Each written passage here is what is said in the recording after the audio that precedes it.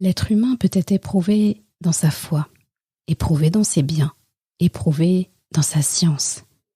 Il y a un domaine dans lequel il est aussi très éprouvé, depuis la nuit des temps, le pouvoir. Voyons aujourd'hui ce que Surat Al-Kahf a à nous confier comme trésor au sujet du pouvoir.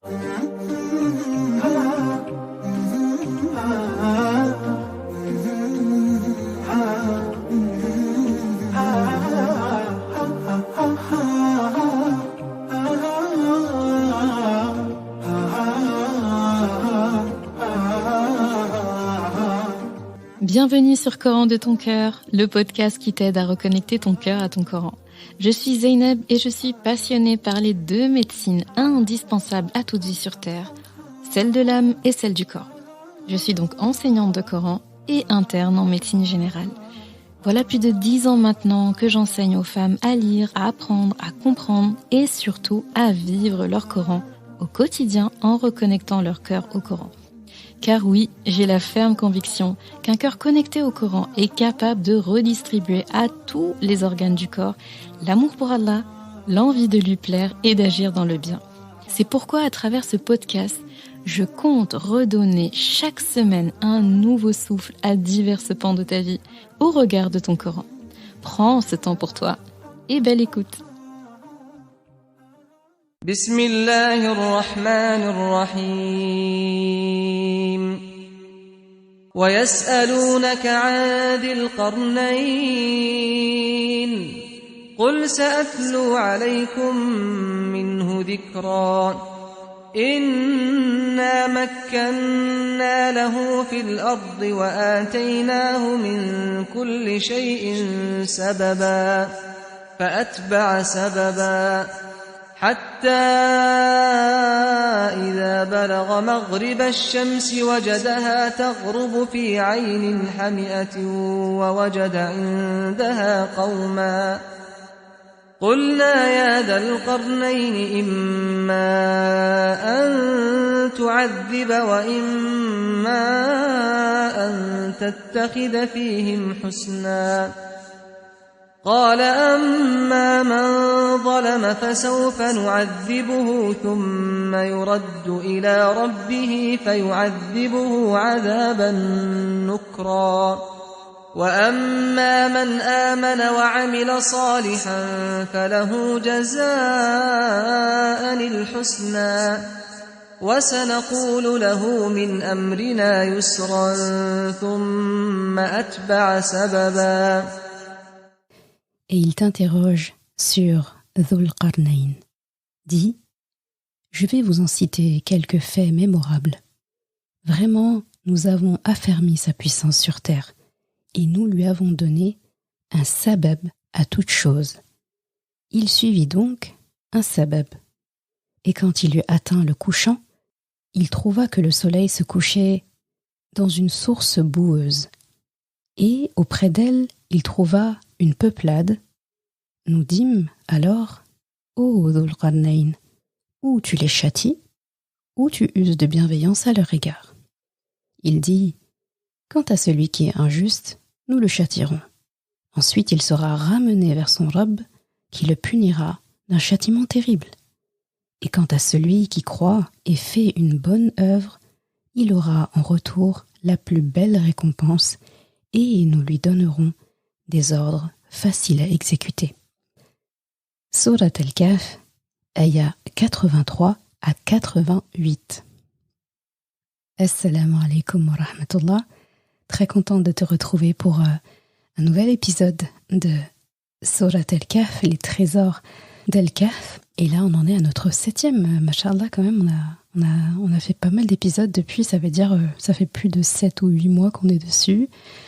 Donc c'est très bien, vu qu'on fait un épisode par mois sur Surat Al-Kahf et on n'a pas du tout fini d'aborder les pépites et les trésors de cette surah et on demande à Allah subhanahu wa ta'ala de ne jamais terminer. Comme ça, il y a toujours quelque chose à découvrir. Alors, aujourd'hui, on va aborder une histoire, donc un récit cité dans Surat Al-Kahf qu'on n'a encore jamais abordé, en tout cas dans son détail. Et c'est l'histoire de Dhul Qarnayn. Donc c'est la 4e histoire mentionnée dans Surat Al-Kahf. Donc tu sais que dans Surat Al-Kahf, il y a 4 histoires. Donc dans l'ordre, on a l'histoire des jeunes de la caverne, donc Ashabul Kahf finalement, qui donne un peu le titre de la surah. Ensuite on a l'homme aux 2 jardins. Ensuite on a Moussa, avec le savant qu'on appelle souvent Al-Khidr, donc avec qui il a fait un voyage à la recherche de la science et de la connaissance qu'Allah avait donnée à cet homme. Et enfin, la 4e histoire, c'est celle de Dhul Qarnayn. Et c'est très beau, cette histoire, c'est magnifique. Les enseignements qu'on peut en tirer sont magnifiques, et on parle bien d'enseignement. C'est vraiment pour ça qu'Allah subhanahu wa ta'ala l'a cité. Et d'ailleurs, quand Allah introduit son histoire, d'ailleurs qui n'est présente que dans Surat Al-Kahf, et dans Surat Al-Kahf elle n'est présente que sur cette page-là, il y a une page entière consacrée à l'histoire de Dhul Qarnayn, et c'est l'avant-dernière page de la surah qui lui est entièrement consacrée. Donc on ne trouve son récit que à cet endroit-là, et ce récit est vraiment plein de sagesse, et Allah subhanahu wa ta'ala veut vraiment qu'on le voit dans ce sens-là. Et d'ailleurs, comme je disais, quand Allah introduit cette histoire, il commence par dire « Il t'interroge au sujet de Dhul Qarnayn ». Donc, beaucoup de personnes ont questionné Rasulullah, surtout les religions comme les juifs ou les chrétiens, mais surtout les juifs. Et donc, ce sont peut-être des histoires qu'ils ont dans leurs livres, dans leur recueil, mais très souvent avec beaucoup de détails, avec des fois des contextes pas forcément corrects. Et Allah subhanahu wa ta'ala, quand il parle de ça, et il t'interroge au sujet d'eux, et ils te demanderont à ce sujet, eh bien c'est comme s'il vient rétablir l'essentiel, en fait, le plus important. Et qu'est-ce qu'il dit à Rasulullah sallallahu alayhi wa sallam de répondre, de dire? Il lui dit, je vais vous en citer quelques faits mémorables. Donc, sa'atlu alaykum minhu dhikra. Donc, dhikra, il y a le rappel dedans, il y a les faits, vraiment quelque chose d'utile, quelque chose qui a une utilité, un souvenir utile.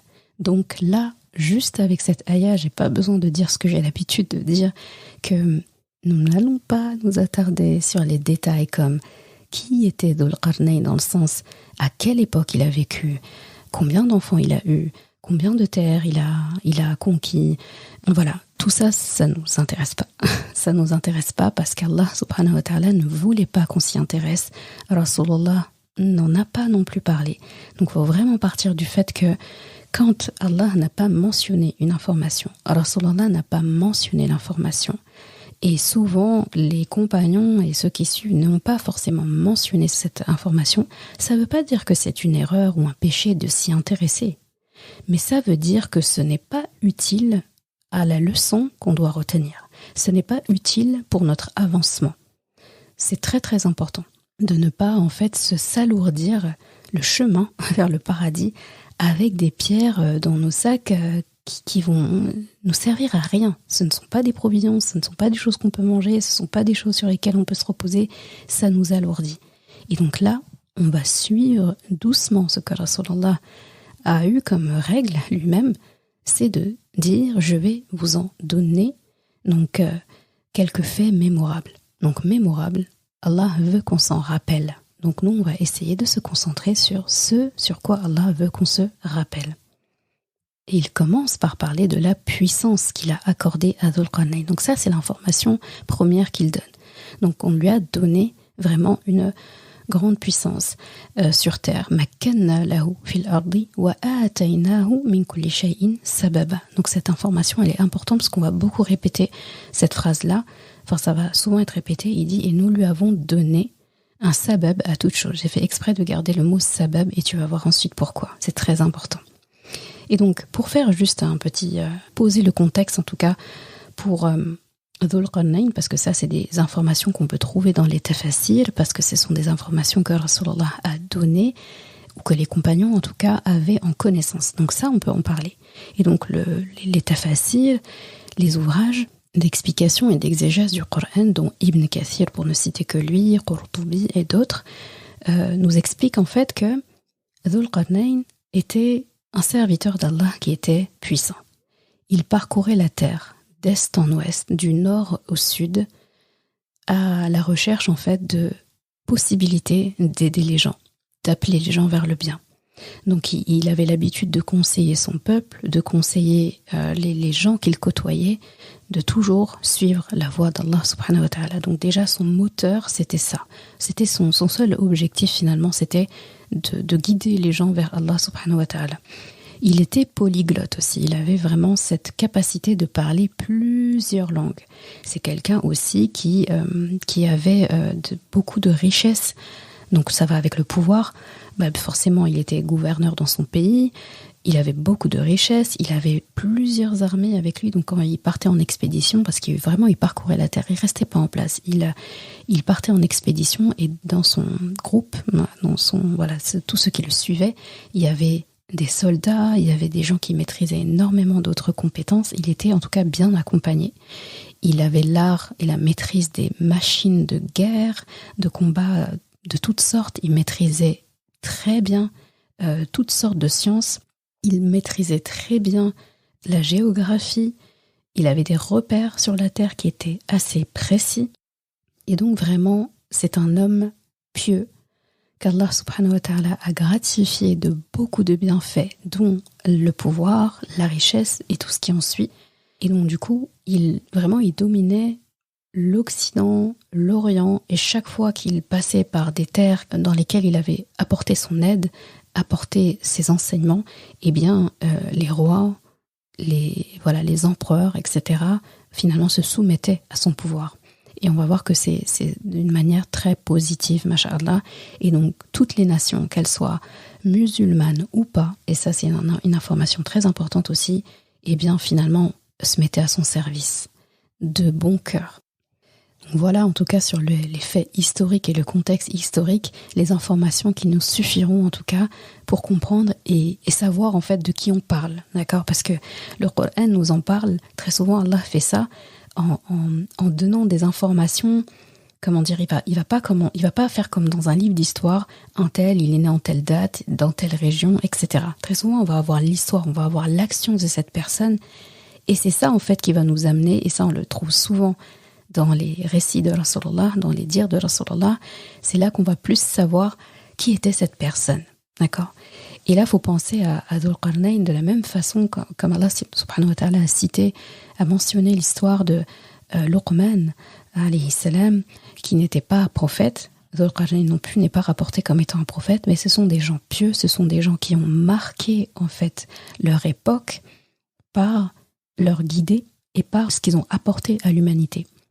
Donc Luqman, alayhi salam, on l'a vu dans un épisode, Allah a ciblé son côté paternel, en fait. Il a ciblé sa paternité et sa grande compétence dans sa paternité. Il a capturé là vraiment un temps de qualité qu'il passait avec son fils, une histoire qu'on n'aurait jamais pu connaître si Allah ne l'avait pas citée ici. On ne sait pas à quelle époque il a vécu, on ne sait pas d'où il était, quelle origine, enfin, on ne sait pas. On n'a pas les détails, en tout cas précis, clairs et irréfutables. Et pourtant, Allah a consigné ici son histoire et lui a consacré le titre d'une surah. Et son histoire n'est mentionnée qu'à cet endroit-là. C'est pareil pour Dhul Qarnayn, son histoire n'est mentionnée qu'à cet endroit-là. Il a marqué son époque. C'était un homme pieux qui a vraiment laissé son empreinte. Et il a visiblement beaucoup de choses à nous apporter sur ce pan-là. Et Allah a choisi de mettre le focus sur le pouvoir qu'il avait, sur le pouvoir qu'Allah subhanahu wa ta'ala lui a donné et ce qu'il en a fait. Il aurait pu mettre le focus sur ses conquêtes de guerre, il aurait pu mettre le focus sur les terres, où est-ce qu'il a vécu, il aurait pu mettre le focus sur autre chose, mais il a mis le focus sur sa manière d'exercer son pouvoir là où il allait. Et c'est un pan aujourd'hui, je pense, qui est très important. On est dans une époque, et de toute façon, depuis la nuit des temps, le pouvoir a toujours eu une place importante. Dès lors qu'il y a des êtres humains, plusieurs êtres humains, il y a un pouvoir qui s'installe. Et aujourd'hui, le pouvoir, on sait que c'est une fitna, on sait que c'est une épreuve, et on sait que tout le monde n'est pas bon pour diriger. Et malheureusement, c'est les moins bons des fois, et ceux qui savent pertinemment qu'ils ne sont pas compétents, qui se mettent au pouvoir, qui ont le pouvoir, les gens se battent pour le pouvoir, ils s'entretuent pour le pouvoir, ils tuent des gens pour le pouvoir, ils sont sans scrupules pour le pouvoir. Et là, on a un bon contre-exemple de ce que quelqu'un qui a du pouvoir, qui a conscience en fait de pourquoi le pouvoir lui a été donné, comment est-ce qu'il l'emploie. Donc, aujourd'hui, pour cette édition, en tout cas des trésors de Surat Al-Kahf, on va se se concentrer sur les belles leçons qu'Allah subhanahu wa ta'ala nous offre à travers le récit de son serviteur Dhul Qarnayn. Et on peut l'appeler Dhul Qarnayn du coup parce que Allah subhanahu wa ta'ala l'a nommé ainsi.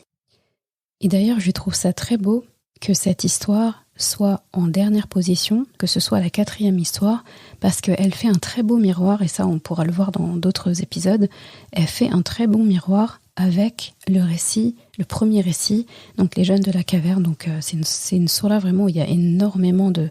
C'est un spectacle de symétrie, de miroir, de cohésion. Franchement, on prend juste la sourate sans rentrer dans les enseignements en profondeur. On a l'impression d'assister à un exercice, à une leçon de mathématiques. Franchement, c'est beau. On a l'impression de rentrer dans... On a de la géométrie, on a de la géographie, on a des mathématiques, on a de la syntaxe, on a tout en fait dans cette sourate. Subhanallah, c'est pas pour rien qu'il faut la lire tous les vendredis. Et j'espère que même que de vendredi en vendredi, en tout cas où on les abordera, et même toi de ton côté, eh bien, on aura à chaque fois une brique de plus pour saisir l'importance d'avoir cette sourate dans notre vie, dans notre quotidien, chaque semaine. Ce n'est pas pour rien. En fait, c'est une dose qu'Allah subhanahu wa ta'ala nous donne pour nous prémunir contre les grandes épreuves de ce monde. Et prends juste les 4 récits et tu as les 4 grandes épreuves qui font que quelqu'un peut être sur la bonne route ou quelqu'un peut être sur une route, une pente savonneuse. Et pour faire le parallèle avec l'histoire des jeunes de la caverne, eh bien eux, ils ont un point commun avec Dhul Qarnayn, c'est que c'était des gens qui avaient une position importante dans la société.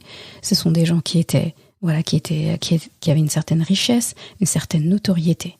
Et là où ils vont s'opposer, où il va y avoir un effet miroir, c'est que eux finalement ont fui le luxe pour sauver leur religion. Il y a un épisode où je parlais de ça. C'est que parfois, j'en parlais pendant les séries de Ramadan Naissance, parfois en fait, fuir est la seule solution. Et il ne faut pas s'entêter, il ne faut pas être complexé, avoir honte de reculer pour mieux sauter, de rétrograder un petit peu pour protéger sa religion. Si je sais que ma religion, ma foi vont être entachées, ça ne sert à rien en fait de s'entêter. Parfois, il faut reculer pour protéger ce que j'ai de plus précieux et pour pouvoir mieux sauter. Et eux, clairement, les jeunes de la caverne, Allah leur a demandé de fuir. Allah les a guidés et leur a insufflé d'aller vers la caverne. Donc de quitter leur vie luxueuse, de quitter ce qu'ils avaient de beau, de luxueux, de riche, la notoriété, etc., les titres, la religion de leurs ancêtres et du pays, pour aller vers la caverne. Et on ne peut pas dire que là-bas, ils ont fait da'wa, ils ont appelé les gens à l'islam et tout. On pourrait se dire, mais ils ont fui, mais leur fuite a servi. Dans un premier temps, on a l'impression que la fuite n'a pas servi aux gens. Et que c'était quelque part un peu égoïste ou vraiment sauver leur peau.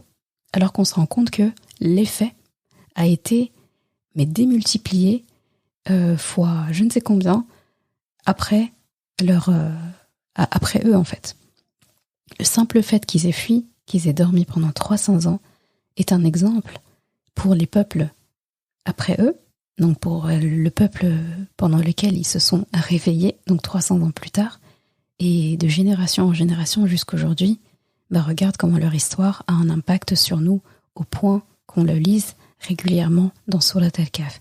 Donc du coup, leur fuite a été source d'inspiration et a été impactant pour les gens. Dhul Qarnayn, lui, c'est l'inverse.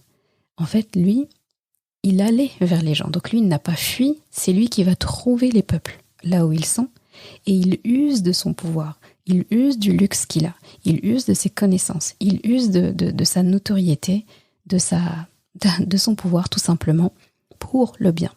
Donc lui aussi, il a impacté en se déplaçant vers les gens. Les gens de la caverne ont impacté en fuyant les gens qui cherchaient à les persécuter. Parce que rester n'aurait servi à rien, si ce n'est qu'ils vont être exécutés, ils vont être oubliés et ça n'aura pas eu d'impact. On va juste se dire, il y a ces fous-là, c'est dommage, ils avaient une bonne famille, etc. On peut même les tuer et les enterrer quelque part où les gens pourront même pas aller faire un pèlerinage là-bas. À ce moment-là, il n'y avait pas beaucoup de croyants, donc ça n'aurait pas eu vraiment d'impact. Et du coup, ça aurait même peut-être dissuadé les gens de rentrer dans cette religion parce qu'ils vont se dire, regardez comment ils ont fini alors que c'était des jeunes de familles très aisées, qui avaient du pouvoir, etc. On va se faire tout petit. Donc ça aurait été pire en fait s'ils étaient restés. Donc la fuite a fait d'eux des héros. Dhul Qarnayn, il a été un héros parce qu'il est allé, lui, avec ce qu'il avait. D'accord ? Donc c'est très beau en fait. Parfois, il faut délaisser l'autorité, il faut délaisser le pouvoir pour impacter. Et il y a des moments où il faut prendre le flambeau, il faut prendre le pouvoir, il ne faut pas faire de la modestie malsaine et se dire « Ah ben non, moi je peux pas, je fais pas ». Non, Dhul Qarnayn par exemple, s'il avait eu l'attitude de fuite, là de toute façon il n'y a pas vraiment de fuite à avoir parce qu'il ne craignait pas pour sa religion ou autre, mais il aurait pu y avoir une certaine fuite, la fuite qui s'inscrit dans la fausse modestie. Ah mais non, qui suis-je en fait pour aller enseigner à d'autres peuples comment ils doivent suivre leur religion? Moi je suis qu'un serviteur d'Allah. Justement, tu es un serviteur d'Allah, donc tu es déjà beaucoup. Donc je suis qu'un serviteur d'Allah, je reste à ma place, voilà, je ne me mêle pas. Après les gens ils vont dire que je suis arrogant et tout, mon intention risque d'être entachée parce que voilà. Et ben là, du coup, là il aurait fauté. Donc c'est très très très très important cette information que là où Allah te positionne, là où Allah t'a positionné, eh bien tiens-toi droit là-dessus. Là c'est ma prof de Coran qui me l'a dit ce week-end. J'ai beaucoup aimé. Elle dit là où Allah en fait positionné t'a permis de te mettre debout, eh bien reste fermement debout là-bas. Lève-toi et reste fermement debout. Eh bien c'est ce que Dhul Qarnayn a fait. Allah lui a donné le pouvoir, lui a un pouvoir où il n'a à craindre de rien, ni de sa religion, il a rien à craindre en fait. Rien à craindre des gens. Les gens finalement le respectent, les gens l'écoutent. Il a le charisme, il a la richesse qui va avec, il a les connaissances, il a les gens en fait. C'est un leader. Il lead par les cœurs. C'est quelqu'un qui touche les cœurs. C'est pour ça qu'il n'a pas besoin en fait d'assujettir les gens, il n'a pas besoin de les terroriser, il n'a pas besoin de... Non, c'est automatique en fait. Les gens le suivent par le cœur. Les gens deviennent ses sujets par le cœur. Et Dhul Qarnayn a usé de ce qu'Allah lui a donné, il a usé des sabab. Et là, on va parler de qu'est-ce que c'est que sabab. C'est cité 3 fois quand Allah dit « Fa'atba'a sababa ». Et c'est mentionné au début quand Allah dit « Wa ataynahu min kulli shay'in sababa ». Et donc, pour toute chose, nous lui avons donné un sabab. Et sabab, dans la racine, donc avec la racine sababa, si tu cherches dans un dictionnaire, eh bien c'est un sabab. La première définition, c'est une corde, en fait. C'est une corde. Et on peut parler de sabab pour parler d'une corde, pour parler aussi d'un moyen d'arriver à quelque chose ou quelque part. Et on peut parler de sabab en parlant d'une chose qui est nécessaire. Donc un sabab, c'est quelque chose qui est nécessaire. C'est un moyen d'arriver. Et c'est une corde. Pourquoi ? Parce qu'une corde, si on parle d'une corde, c'est parce qu'elle est tenue par les 2 bouts. Donc, quand on prend une corde et qu'on se hisse dessus, c'est parce qu'on veut partir d'un point vers un autre. Si la corde, en fait, n'est pas attachée, le bout de la corde n'est pas attaché, ça ne nous sert plus à rien, ce n'est même plus une corde, en fait. C'est comme si tu tiens le bout d'une corde et l'autre bout, elle est par terre et traîne. Bah, tu vas aller nulle part. Mais une corde, par définition, elle est tendue, elle est bien tendue quelque part. Soit elle fait un tour, comme le tour d'un cou, le tour de quelque chose, mais même là, elle est accrochée à quelque chose.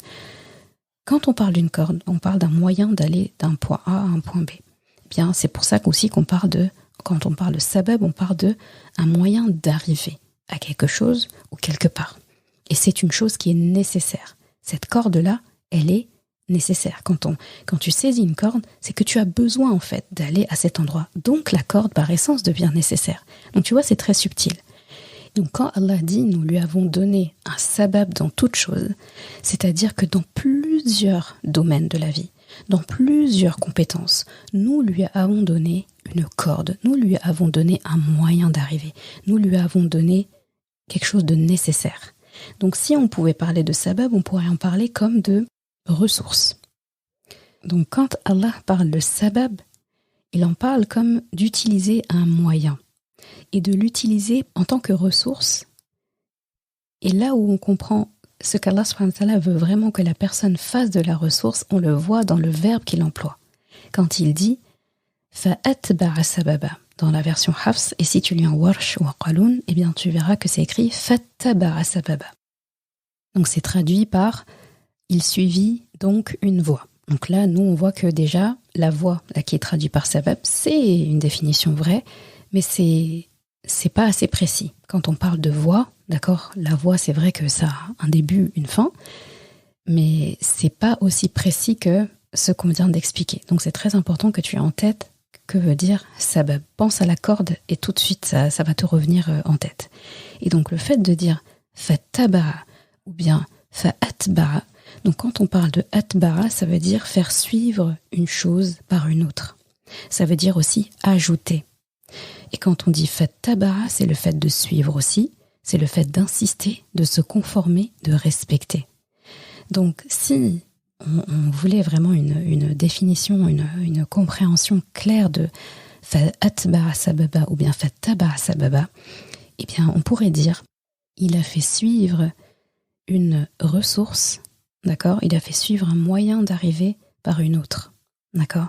Donc fattaba'a, c'est vraiment le fait de faire suivre une chose par une autre. C'est pas seulement suivre comme ça. D'accord. C'est-à-dire que, si tu veux comprendre, Allah lui a donné des ressources, donc des sabab dans toute chose. Donc dans toute chose, il lui a donné un moyen. Vraiment, Allah lui a donné plein de ressources. On pourra parler de sabab, pour faire court, je vais dire ressources. D'accord. Et en fait, la manière dont il va utiliser ces ressources, Allah a dit donc fattaba'a sababa. Donc il a fait suivre les ressources que je lui ai données par d'autres ressources. En d'autres termes, Dhul Qarnayn avait cette capacité d'utiliser les sabab qu'Allah lui a donnés, donc les ressources, les moyens, la corde qu'Allah lui a donnée, donc les cordes qu'Allah lui a données, pour créer d'autres sabab à partir de ça. Et donc, à partir de ces sababs-là aussi, il pouvait encore créer d'autres choses. Donc il y a la notion de quelque chose qui est dans la perpétualité. Toujours, toujours, toujours encore. Et ça déjà, on va le voir, hein, c'est une très grande leçon pour nous. Il nous apprend ici que la finalité, le succès qu'on recherche souvent, n'est pas la finalité. Quand la personne, les gens sont drogués par le succès, par la réussite. Mais une fois que c'est atteint, ça fait comme un peu un sommet et après ils savent plus quoi faire. C'est comme un peu les gens qui disent je vais te donner une méthode, etc. pour atteindre le million. Et une fois que j'ai atteint le million, moi je peux le refaire 2 fois, 3 fois, au point où ils arrivent une fois à se dire demain, si je perdais tout, je pourrais refaire tranquillement le million. Je n'ai même plus peur de perdre l'argent parce que j'ai les méthodes et je sais très bien comment. Donc en gros, j'ai les sabab, j'ai les asbab pour le pluriel, sabab singulier, asbab pluriel. J'ai les asbab pour refaire le million. Sauf que là, une fois que tu as fait le million, d'accord, tu refais encore le million, ok. C'était quoi l'objectif? C'était de faire 1 million? Ou est-ce que c'était que, c'est là qu'on voit la différence, ceux qui agissent où leur objectif c'est juste d'atteindre le million et après le million il se crée du 10 millions et après du 100 millions et après je sais pas quoi, eh bien il y a cette façon de faire et il y a la façon Dhul Qarnayn. Voilà, le Dhul Qarnayn style, lui c'est pas le million son objectif. Il utilise le million pour produire des choses à partir de ce million-là. Donc il va utiliser le million pour pouvoir aider les gens, pour pouvoir guider les gens, pour pouvoir avancer. C'est-à-dire, pour lui, c'est un moyen. Le million est un moyen. Là où d'autres vont voir le million avec, à l'état d'esprit, je vais pouvoir m'acheter ça, maintenant je suis indépendant dans ça, même si c'est pour donner à la famille, etc. Mais il y a toujours une vision arrêtée, en fait, une vision de profit terrestre qui s'arrête un peu finalement à moi, à ma notoriété, à mon nom, etc. Et même la personne, quand elle va faire pour les autres, elle va donner, c'est très souvent attaché à son nom. Elle veut qu'on la reconnaisse pour ce geste qu'elle a fait. Elle veut être la pionnière dans ceci ou cela, etc. Donc la personne, en fait, c'était ça son objectif. Le Dhul Qarnayn style, c'est différent. Le Dhul Qarnayn style, c'est moi je vais utiliser ce million. Je ne cherche pas à atteindre le million. Mais quand j'aurai eu ce million-là, je vais faire des actions que je n'aurais pas pu faire déjà sans le million, mais qui vont générer, d'accord, qui vont générer un bienfait pour plein de gens, pour que eux aussi puissent faire la même chose et plus. D'accord ? C'est très subtil, mais on va voir ça vraiment en détail. Donc Dhul Qarnayn, masha'Allah, il a tellement de asbab, donc il est tellement ancré dans ce qu'Allah lui a donné, il utilise tellement correctement ses ressources, il est tellement à l'aise en fait et serein par rapport à ce qu'Allah lui a donné, par rapport à sa foi. Il utilise très bien ce qu'Allah subhanahu wa ta'ala lui a donné, qui peut parcourir la terre sans crainte en fait. Il peut se permettre de sortir de son pays, d'aller explorer la terre, d'ouest en est ou d'est en ouest, en expédition, sans craindre en fait le désordre dans son pays qu'il laisserait finalement sans roi. Il n'a pas peur de ça, parce qu'en fait, il a non seulement assis son autorité, son pouvoir, et forcément, quelqu'un qui a un pouvoir et qui mesure la valeur de ce pouvoir et qui veut le bien des gens, il ne s'entoure pas de n'importe qui. Il ne forme pas n'importe qui. Et il ne laisse pas son pays à n'importe qui. Un bon leader, c'est pas seulement quelqu'un qui fait le bien, mais c'est celui qui est aussi capable de détecter et de dénicher les bonnes personnes parmi ceux qu'il va croiser pour faire des actions, pour faire des choses. Des personnes qui auront les mêmes aspirations que lui. Lui, l'objectif de sa vie, c'est pas la réussite, c'est pas la notoriété, c'est pas la célébrité. Donc lui, son objectif, c'était d'user de toutes ces choses-là finalement qui sont des finalités pour les gens, qui sont des objectifs et des buts finaux pour les gens, pour faire de sorte que toute personne qu'il va côtoyer, tout peuple qu'il va croiser, va pouvoir goûter aux délices de la justice d'Allah, aux délices de la foi en Allah, aux délices de la quiétude, pour que eux, à leur tour, puissent propager ça dans leur foyer, dans leur ville, dans leur pays, parmi leurs sujets, si c'est des gouverneurs, et pour que le bien se propage. Alors que si mon objectif c'est d'atteindre le million, par exemple, je donne cet exemple-là, je ne dis pas est-ce que c'est un bon ou mauvais objectif, je parle de ses limites, et c'est un exemple parmi tant d'autres. Eh bien, si mon objectif c'est d'atteindre le million, une fois que je l'ai atteint, en quoi ça va bénéficier aux autres ? Est-ce que la prochaine étape c'est d'enseigner à l'autre comment faire le million ? Et après lui, qu'est-ce qu'il va en faire ? Et comment déjà il va l'atteindre ? Et très souvent, on va enseigner à l'autre à atteindre des objectifs en prenant en compte nos réalités, en oubliant de prendre en compte ses réalités. Et donc il va partir avec du mauvais pied quelque part, quelque chose qu'il va peut-être jamais atteindre, et finalement cette personne va oublier quel était son vrai objectif de vie. Et ce n'était certainement pas de faire 1 million.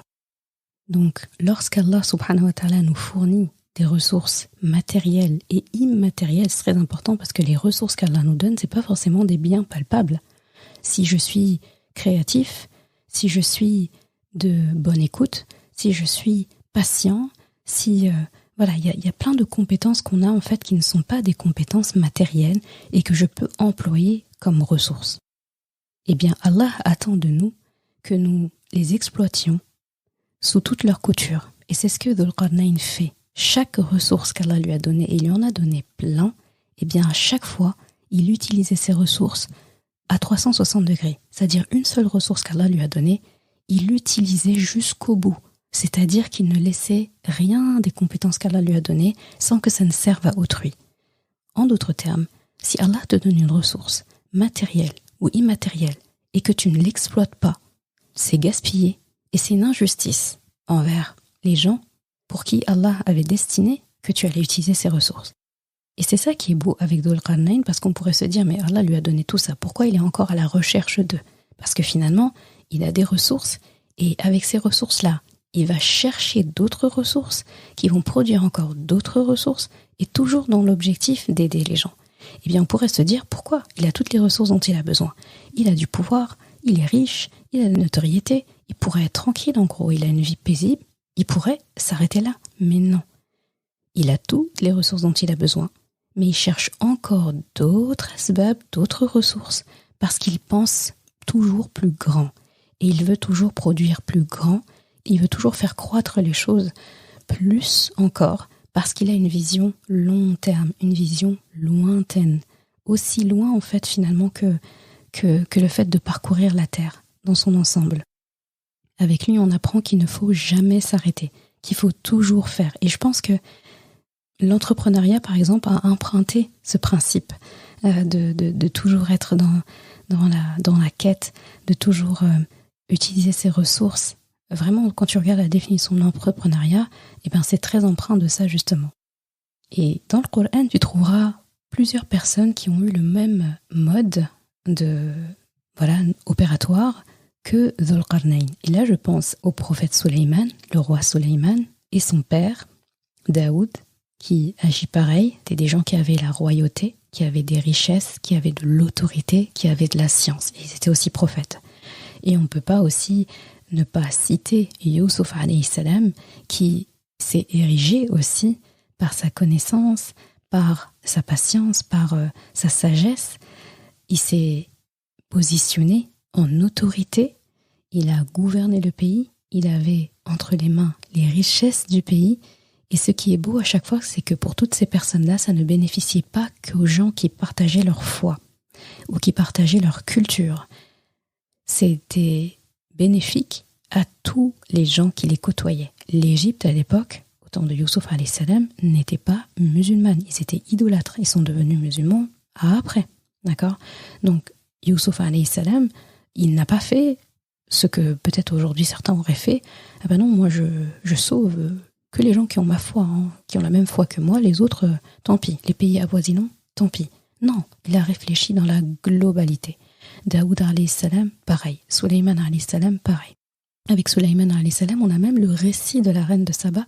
Donc on voit comment il a utilisé ses ressources pour dépasser les frontières et finalement pour amener les gens à la religion.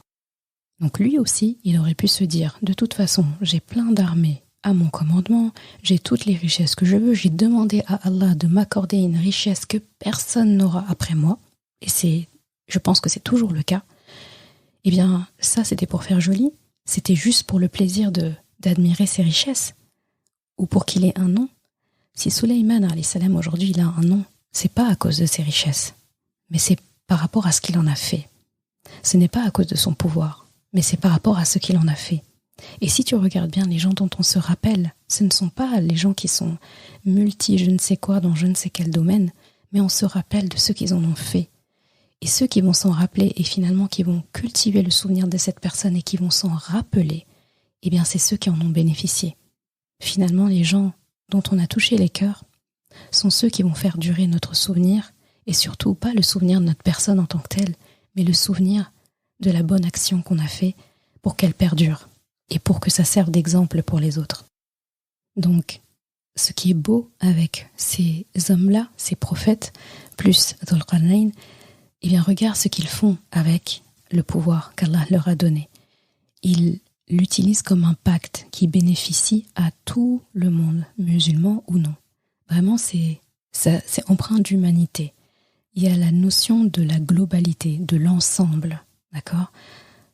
Dans tous les sens du terme, l'ensemble est toujours primordial par rapport à la minorité, par rapport au fait d'être, quand ça touche que nous et notre famille, c'est pas ce qu'Allah attend de nous. Sinon, on ne serait pas une humanité. Sinon, papa Adam et maman Hawa seraient restés que eux deux. Et c'est tout. Après tout, papa Adam voulait la compagnie d'une personne. Ça aurait pu suffire. Mais le fait qu'Allah subhanahu wa ta'ala a fait que sa descendance s'est créée et a été en floraison comme ça jusqu'à aujourd'hui, c'est parce qu'il y a un objectif. Il y a un objectif de globalité, de groupe, d'humanité. Donc, le dénominateur commun entre eux tous, c'est qu'ils pensent grand. Ils pensent massive impact, en gros. Et ils pensent dans la globalité. Et parmi les leçons qu'on apprend de Dhul Qarnayn, il y en a plein, eh bien, c'est tout simplement les ressources que je possède. La question que je dois me poser, c'est comment est-ce que je peux les utiliser de façon à ce que leur impact soit global, à ce que ce soit utile, à ce que ça motive les autres. Comment je peux faire de sorte que ça mène d'autres personnes à la réussite? Parce que quelque chose qui bénéficie aux autres, c'est quelque chose qui mène les autres à la réussite, qui crée, donc comme créer des emplois par exemple, c'est des choses qui génèrent des vocations. En tout cas, il y a une notion de bénéfice, toujours et toujours. Même si moi je n'étais plus là, ça continue de fructuer. Et le contre-exemple, c'est quand une chose ne te bénéficie qu'à toi. Tu as appris quelque chose et tu ne l'enseignes pas. Tu as une science dans un domaine précis et tu ne l'enseignes pas. Tu quittes ce monde, ça s'arrête là. Ça n'a aucun sens. Il faut toujours se dire que quand une étape est atteinte, eh bien, je dois me préparer et viser une étape suivante, plus grande que les autres. Il faut toujours penser à l'impact global, encore une fois. Et si on regarde bien, aujourd'hui, c'est la même façon qu'ont de penser les dirigeants et les gouverneurs, en général dans le mauvais sens du terme. Eh bien, eux, ils vont réfléchir en termes de ressources naturelles, par exemple. Là, c'est un exemple parmi tant de choses qu'ils font. Et quand ils pensent aux ressources naturelles à exploiter, c'est pas forcément dans le bien des populations, ni dans le bien des populations, leur propre population, et encore moins dans le bien des populations dont ils exploitent les ressources naturelles qu'ils n'ont pas. Combien de fois on a vu ces mouvements-là comme ça de l'Occident, par exemple, voilà, des pays qui vont vers ce qu'ils appelaient avant les pays le nouveau monde, d'accord, le tiers-monde, où ils vont aller piller et pomper comme pas possible les ressources.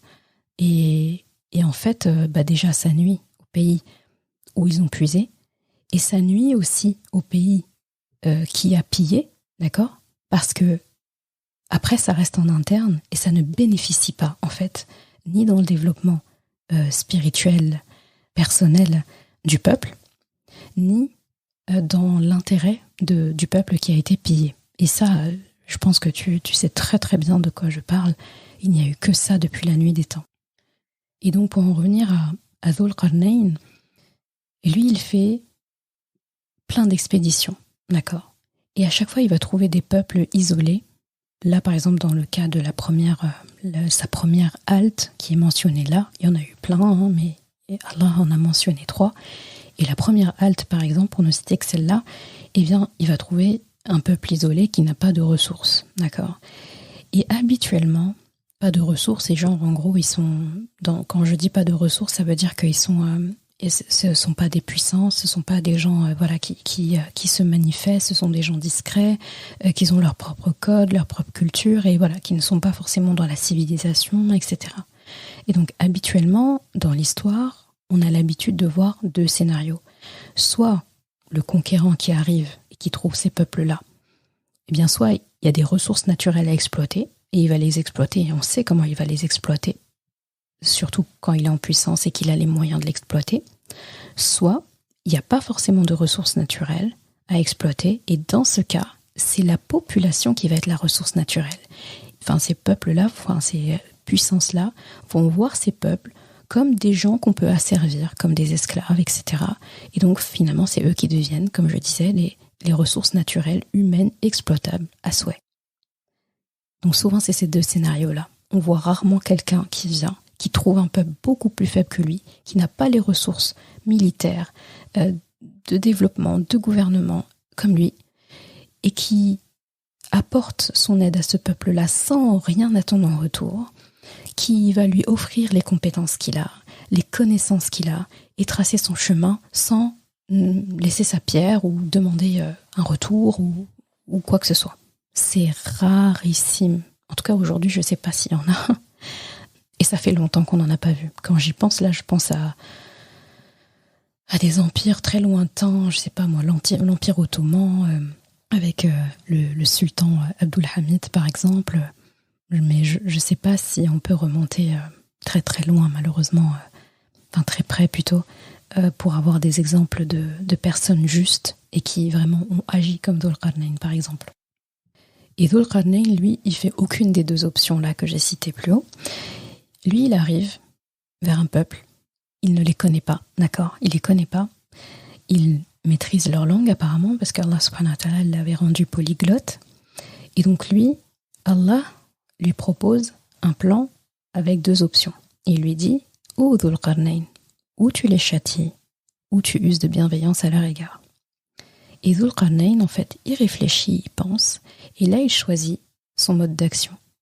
Donc ce qui est bien, c'est qu'avant de trancher, il va prendre le temps d'étudier les habitants de ce pays, d'étudier leur comportement, leurs habitudes, leur culture, leurs manières, etc. Et là, il va établir l'ordre. Et là, toujours avec justice, sans faire d'ingérence ou d'interférence ou d'imposer en tout cas sa loi. Il va toujours prendre en compte le peuple, voir qui il est, ses réalités, c'est très important, ses réalités, et là il va trancher par rapport à ce qu'Allah lui a dit. Et là il rendait compte à Allah en disant, en gros, ceux qui font du mal, ils commencent par ça, parce qu'il faut toujours, quand on veut assainir un endroit, on commence par enlever le mal, on commence par enlever les mauvaises herbes avant de planter quoi que ce soit, etc. Si tu viens planter ou tu vas faire un potager et il y a plein de mauvaises herbes, tu démarres avec ce qu'il ne faut pas.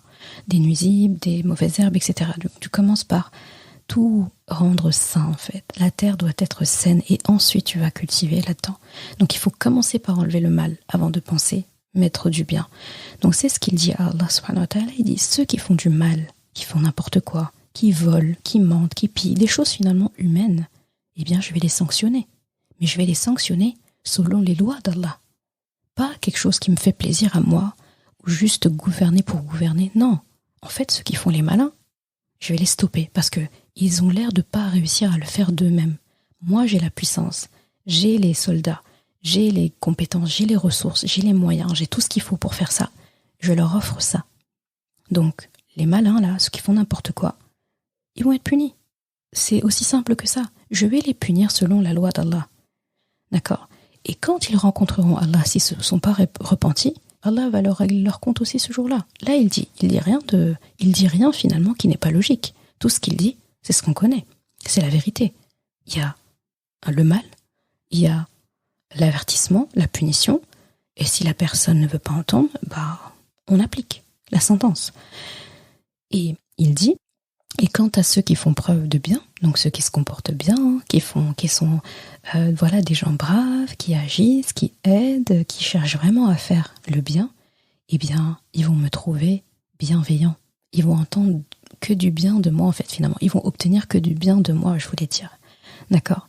Et Dhul Qarnayn, il dit ça. Et Allah est satisfait par cette réponse, parce que c'est comme ça, en fait, qu'il a éduqué cet homme. Donc, Dhul Qarnayn, il est juste, il est puissant, il est compétent. Et il met ça au service des moins puissants, des moins compétents, des peut-être moins justes aussi. D'accord ? Et de cette façon, il les aide à grandir. Parce qu'en enlevant les mauvaises graines, en valorisant et en aidant les gens qui sont dans le bien, en leur enseignant aussi des compétences, en leur enseignant comment gouverner un pays, etc., eh bien, il les aide à grandir, il les aide à produire meilleur. Et donc, quand il s'en ira, il va laisser des gens qui sont compétents, qui sont confiants, qui sont forts, et ça va produire que du bien. Et eux-mêmes, en fait, vont pouvoir faire fructifier ça et pourquoi pas l'enseigner encore à d'autres peuples voisinants, etc. En tout cas, c'est du bien qui va en sortir. Et Dhul Qarnayn continue sa route. Et là, si on regarde bien, il ne sème pas le désordre. Après son passage, en fait, c'est la croissance qui prend place. Il a le pouvoir, la compétence, il a tout ce qu'il veut, en fait. Il a tout pour assujettir le peuple. Il pourrait les annexer. Il pourrait dire à partir de maintenant, c'est moi votre gouverneur. À partir de maintenant, vous allez me verser des taxes. À partir de maintenant, toutes vos ressources, je vais les prendre. Ah, après tout, je vous ai donné ça, je vous ai aidé, j'ai fait ci, j'ai fait ça. Il y a tel peuple qui voulait vous attaquer, et je vous ai fourni mon armée. Voilà. Maintenant, avant de partir, je vais laisser mon armée ici. Je laisse mon armée derrière moi, et vous allez me payer des taxes. Il y a beaucoup de gouverneurs qui ont fait ça par le passé, mais injustement, en fait. Vraiment injustement. Faut pas confondre avec, par exemple, les conquérants dans le monde musulman qui ont conquis des pays, effectivement, qui ont laissé des gens de chez eux là-bas. Mais là, c'était pour la sécurité du peuple. C'était pour que l'ordre reste établi. C'était parce que s'ils partaient, c'était beaucoup trop fragile pour laisser n'importe qui gouverner. Donc là aussi, ils laissaient des gens justes, etc. C'est le principe aussi du califat et de tout ce qui s'en est suivi. C'était toujours à visée éducative, à visée bienveillante et à visée de justice. Donc une grande leçon pour nous, eh bien, c'est sur le regard que nous reportons sur les autres qu'on ne connaît pas. Comme Dhul-Qarnayn ici ne connaissait pas ces gens. Et l'erreur que beaucoup font, ils reportent sur les autres les gros préjugés, ils généralisent. Tu sais, la phrase typique, telle culture en général, mais ils trichent tout le temps dans les jeux. Ou bien les autres, là, c'est des grands râleurs. Qu'Allah nous pardonne, en fait, de dire ça. Mais tu vois, par exemple, typiquement, de dire, mais les Français, c'est des râleurs, de toute façon. Ça nous paraît être une phrase anodine, mais parfois, je me dis, subhanallah, Allah va nous demander des comptes, en fait, pour ce genre de paroles. Parce qu'effectivement, en disant ça, les Français sont des râleurs. Mais c'est une forme de mensonge, parce qu'en disant ça, ça voudrait dire que un Français typique est râleur. Que tous les Français sont râleurs. On va me dire, oui, mais attends, mais c'est une expression. Non, en fait. Les anges écrivent tout. Donc je dis, les Français sont des râleurs. C'est faux. Tous les Français ne râlent pas. Tous les Français ne sont pas, n'ont pas ce caractère toujours plaintif, etc. Il y en a qui ne l'ont pas. Il y en a qui sont beaucoup plus bons que ça. Donc qu'Allah nous pardonne en tout cas d'avoir généralisé dans notre vie une culture ou un pays ou une catégorie de personnes, femmes, hommes, l'âge, etc. L'ethnie, c'est qu'Allah nous aide en tout cas à élever nos paroles, notre discours à plus digne que ça. Et donc, on a tendance vraiment à faire ça. Des tels, c'est des séducteurs.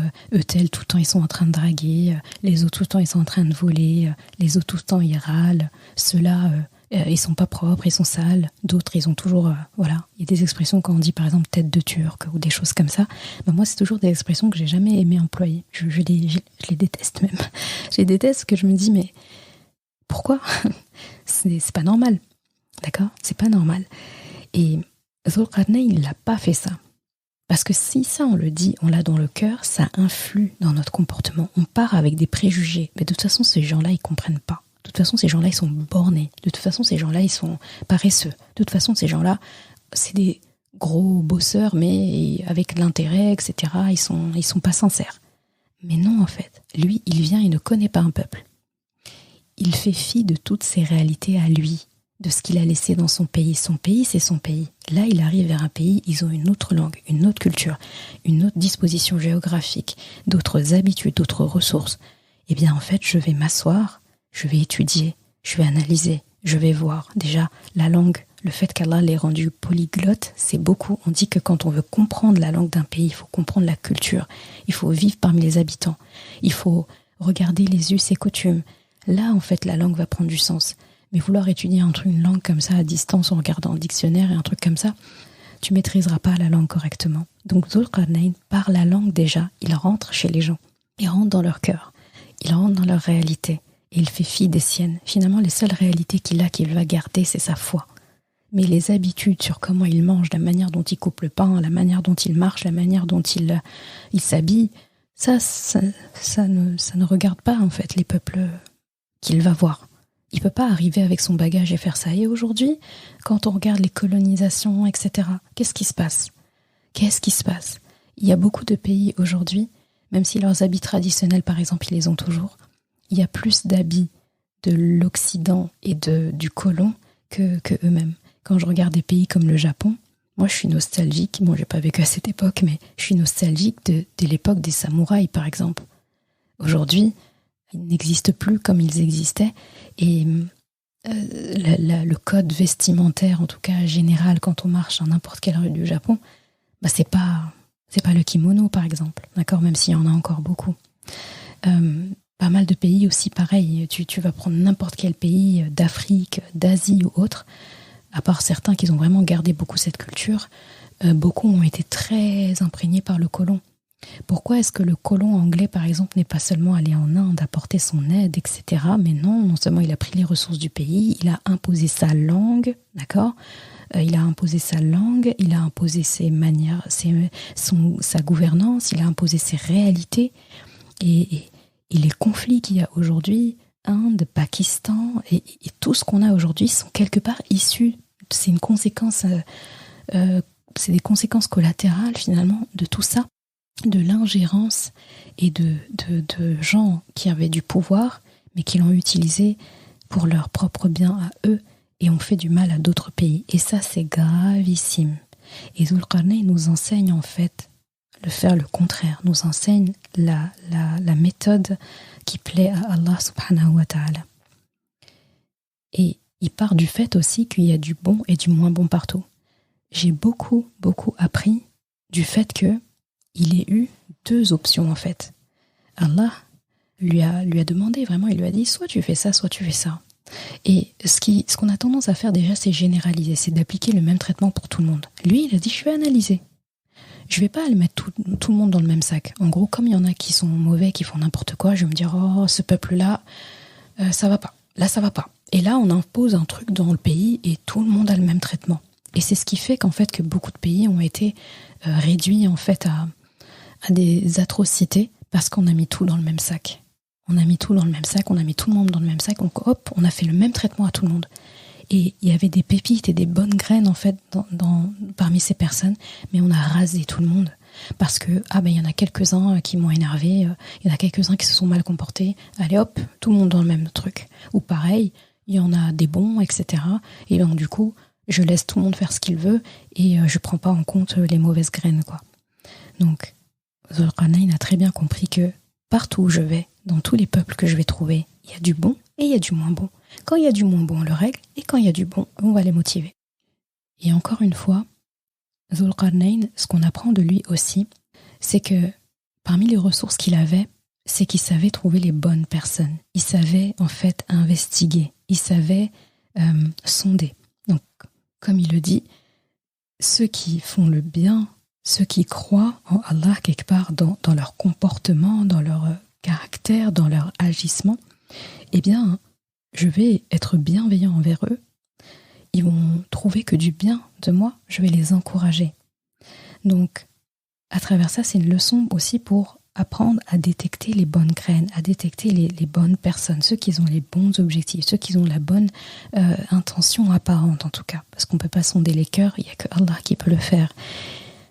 Et ça, c'est un bon antidote en fait contre la corruption. Aujourd'hui, on peut dire que le succès est devenu un aimant, une drogue dure en fait. Aujourd'hui, qui nous fait oublier le vrai objectif qu'Allah nous a fixé. Et très souvent, quand quelque chose marche bien, il y a du succès, eh bien là, soudain, tout le monde a envie d'y participer. Tout le monde a envie d'y aller. Tout le monde veut sa part à l'édifice. Et là, on se rend compte que la personne, en tout cas, qui a atteint ce succès-là, elle avait sûrement une bonne intention. Mais les gens qui vont venir se grappiller là et vouloir participer, vouloir aider, vouloir eux aussi mettre leur pierre, eux aussi avoir un nom là-dedans, eux, en fait, n'ont pas le même objectif. Et là, on voit à quel point voir la réussite, le succès comme la finalité est moche finalement. C'est très important de réinvestir la réussite, de réinvestir le succès. J'ai réussi dans quelque chose, je le réinvestis, et ainsi de suite. Je ne m'arrête pas. Je ne me mets pas à célébrer une victoire et c'est bon, je m'arrête là. Non, je célèbre le réinvestissement de cette victoire.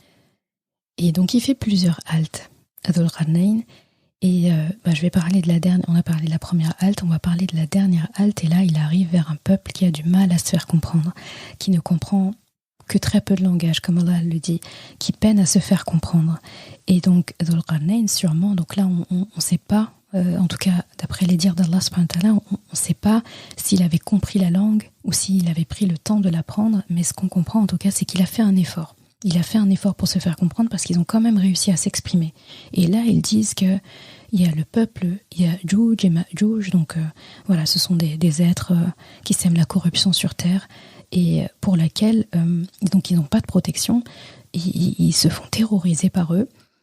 Et d'ailleurs, parmi les signes de la fin des temps, c'est l'invasion justement de ces êtres-là qui étaient jusqu'à présent bien canalisés par ce mur que Dhul-Qarnayn va construire. Et eux, ils demandent construis-nous, aide-nous contre Ya'juj et Ma'juj, ce peuple, d'accord, Gog et Magog, comme on dirait en français, aide-nous contre eux, aide-nous à construire un mur, en fait, pour que entre nous et entre eux, d'accord. Et là, Dhul Qarnayn, il analyse en fait le fait que justement ce peuple ait du mal à se faire comprendre. Ça laisse penser que justement c'était un peuple qui était coupé de la civilisation. C'était un peuple qui était un peu coupé du monde international, quasiment pas éduqué. D'accord ? Donc, quand on dit qu'on ne comprend pas ce langage-là, ça veut dire qu'il n'y avait pas les codes, en fait, de certaines langues. Par exemple, que si tu sais parler le français, tu sais parler l'espagnol, si tu entends un peu le portugais ou tu entends l'italien, même si tu ne comprends pas l'italien et le portugais, bah, du fait que tu comprennes le français, l'anglais, l'espagnol, eh bien, tu ne vas pas être complètement à l'ouest quand tu entends de l'italien, parce que justement, il y a des codes qui se retrouvent, parce que tout ça, ce sont des langues latines. Donc tu arrives à te retrouver. Pareil, quelqu'un qui va parler un dialecte en arabe, eh bien, il va pas être complètement perdu s'il entend un autre dialecte arabe ou quelque chose, en tout cas, qui s'en rapproche. De la même façon, quand tu parles ourdou ou d'autres langues qui s'en rapprochent. D'accord ? Pareil pour tout ce qui est asiatique, coréen, chinois, japonais, ce sont des langues différentes, hein, on est d'accord, hein, c'est vraiment pas des langues similaires, mais il y a des choses qui se retrouvent plus ou moins, soit dans l'écriture, soit dans la sonorité, soit dans la racine même, d'accord ? Et donc là, pour poser vraiment le contexte, eh bien, la langue de ce peuple n'obéissait à aucun de ces codes-là. Donc vraiment, Dhul Qarnayn n'avait pas c'était pas une langue commune du tout. Donc il fallait faire l'effort de comprendre cette langue. Et en plus, le fait qu'une fois qu'il ait enfin compris leur demande, le contenu de la demande, c'est-à-dire ce peuple était tellement incivilisé, il était tellement primitif, que même les aptitudes élémentaires, comme construire un mur, eh bien, ils vont jusqu'à demander ça à un homme inconnu jusqu'à présent, dont ils ont sûrement vu après, au fur et à mesure, la bonté, la justice, au point qu'ils lui demandent ça. Enfin, faut se dire qu'il y a un temps qui se passe entre le temps où ils les rencontrent et le temps où ils soumettent leurs demandes. Eh bien, ils demandent de l'aide. Et là, l'attitude de Dhul Qarnayn est capitale, est une grande leçon pour nous. Parce que là, Dhul Qarnayn, il est humble. Il est humble, il ne les commande pas, il est à leur service, il prend en compte le fait que eux connaissent leur culture, ils connaissent leur réalité, ils connaissent leurs besoins et ils n'attendent pas d'une grande puissance comme lui, comme ses semblables, eh bien qu'elle vienne lui dicter qu'est-ce qu'elle doit faire sur la base de ses réalités.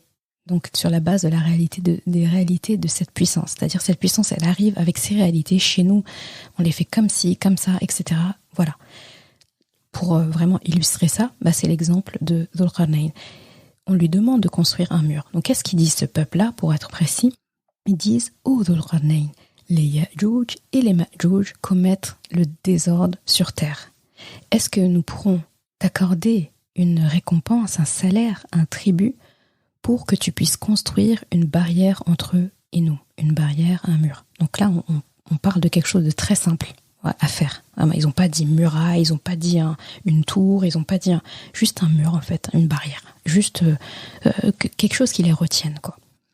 Et donc ils ont été dans une démarche. En gros, on veut bien t'échanger quelque chose. Peut-être que ces peuples-là avaient l'habitude en fait de ce genre de demandes de peuples, par exemple, déjà pour les trouver. C'est pas évident parce que vu le côté primitif qu'ils ont, ils n'ont pas l'air d'avoir reçu souvent de la visite, et la preuve, ils sont avec leurs problèmes. S'ils avaient eu la visite d'autres peuples puissants, eh bien, ils auraient sûrement répondu à leurs demandes, mais en échange, ça aurait été en échange de leurs ressources naturelles, de les rendre esclaves ou je ne sais quoi. Donc du coup, en tout cas, ils ont l'air de comprendre comment ça fonctionne, et ils demandent à Dhul Qarnayn, voilà, en échange d'un salaire, en échange de quelque chose. En gros, par exemple, toutes les ressources naturelles de notre pays, admettons, il y a du diamant, il y a de l'uranium, je ne sais quoi. Tu prends ça, mais juste, construis-nous une barrière, parce que franchement, la tyrannie des Ya'juj et Ma'juj est telle que n'importe quoi, en fait, est plus reposant que ce qu'ils nous font subir. Et qu'est-ce que Dhul Qarnayn commence par répondre déjà, comment il les rassure, comment il gagne le cœur de ce peuple-là.